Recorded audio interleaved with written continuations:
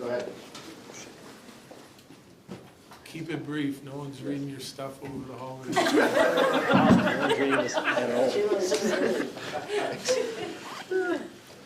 Obviously, I mean, Kivior on to 5 goals in 3 games. What have you kind of seen from him that's maybe kind of helped that jump from him recently? Well, I think, number one, it's their line. Really connected as a group. Extremely hard-working line. Defensively conscious. And like they're just finding ways to chip in off hard work, really, at the end of the day. But I do think the chemistry on that line is something that's been, it reminds me of, you know, some of the lines, fourth lines we had in the past, the year we won, that we could really like rely on and play hard minutes against other teams' top guys, but then yet would still find a way to chip in. And they've been a difference maker for us. And the evolution of Kivi's game, though, goes back to like early last year. You know, he started really digging in on his game and trying to do more on the offensive side of it, be more comfortable with the puck and play with the puck more instead of just chip and chase all the time. He's still very responsible that way, but he started to spend a lot of time with Ray on video and trying to take his game to another level and be more effective and more impactful on the offensive side of it. And we saw the growth last year, second half, playoffs. And now I felt like this year it's kind of picked up right where he left off last year for the playoffs. McKenzie doesn't, I mean, he hasn't had a lot of games in his recent times when he would have faced 17, 18 shots. Obviously, that's going to happen here every now and then. Just how important is it for him to have a, yeah, but just more so than it did in San Jose. But just how important is it for him to, like, you know, just only maybe give up 1 goal that he didn't like as opposed to maybe 3 for whatever, you know?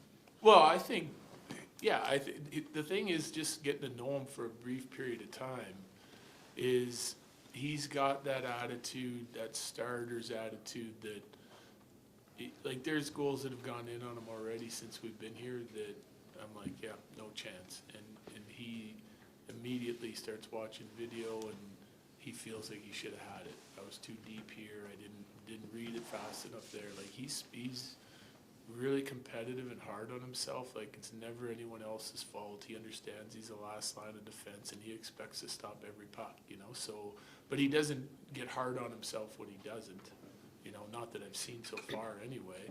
I'm sure he wanted that face-off one back tonight that slips through him. It's this quick shot, bang, bang. But at the end of the day, when you have that type of attitude and you're taking responsibility for like every puck that goes in, regardless of what's happening in front of you, you're going to be in a good spot to improve and get better.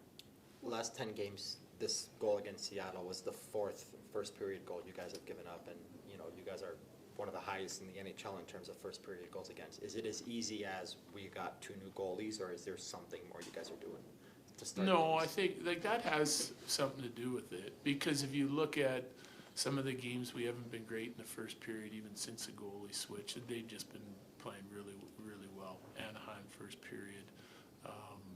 And there was one with Blackwood before that. Like they're just giving us a chance to find our legs sometimes, which is great. But I do think we're still an evolving team, right? Like, I don't want to say everything's fixed. It's not. We have work to do. But we've been paying attention to our first periods for quite some time.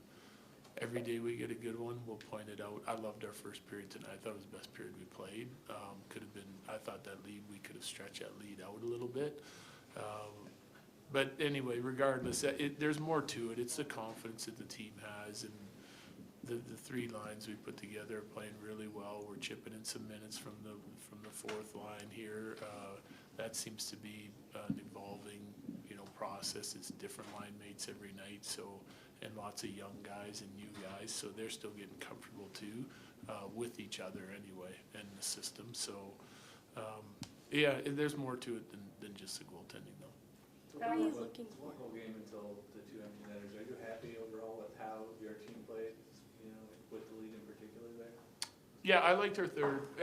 We got away from our game a little bit in the second, but there was like a couple shifts there where we got extended, gave up some scoring chances, gave up quite a bit of zone time. I think we could stay a little bit more aggressive. Like, we were aggressive with our defending in the first period, in and out of our zone all the time, making really good plays with the puck, and then like we got a little slower in our defending in the second, and I'd say our puck play wasn't as good. We were throwing it back to them too much, even though we were getting it out of the zone, back in the neutral zone. So they had more possession time, which I didn't really love. I think there was lots of plays to be made if we just skate a little bit and get our eyes up. But that little bit of fatigue probably in that period from them putting it on us. And we knew there was going to be a push. We handled it good. We got some good saves. And then we came back in the third and had a better third. Colleen and Megan. Val's had a goal consecutively in the last 4 games. Is there anything in his game that you've seen that's changed since you changed him to the top line? I mean, he's been successful since he's been. Yeah, no, I just think like, you know, coming back off his injury, the one thing is a little bit of his puck play in his hands. And I felt like he fought through that and caught a hot streak there and cooled off a little bit. Like the thing about Val is like he's always going to be at like 80-85% of his game or better. Like he's never really going to, like I'm never really going to watch his game and be like, man, he was terrible tonight. You know, it just doesn't happen. Same thing with Lecky. You know, just on some nights they make more plays than others, and they get, just like anybody else, they get confidence and they start to make more plays and get more dangerous, and sometimes they go in and sometimes they don't. But he's been playing really good hockey for us, and as of late he's come up really big with some timely goals. What were you looking for in mixing up the top 4 on the back end? Yeah, so when I split Mikko to put him with Mitty, to try and get a little bit more depth where we could roll those lines out a little bit differently against some of the teams that we just played. I like some of the matchups, being able to split them. I wanted to spark our top 6, number 1. If we're going to do that, and we want Taser, Kale, and guys that can help both those lines create offense, you know, Malinsky and Taze makes sense, and Girard and Makar makes sense. So, you know, it doesn't have to be Kale and Girard with Mac. They can be with Mitty and vice versa. They still have some D with some poise and playmaking ability and able to sort of extend his own time and provide something to the McKinnon line and the Middlestead line. Thank you guys. Yep, thank you. Thank you.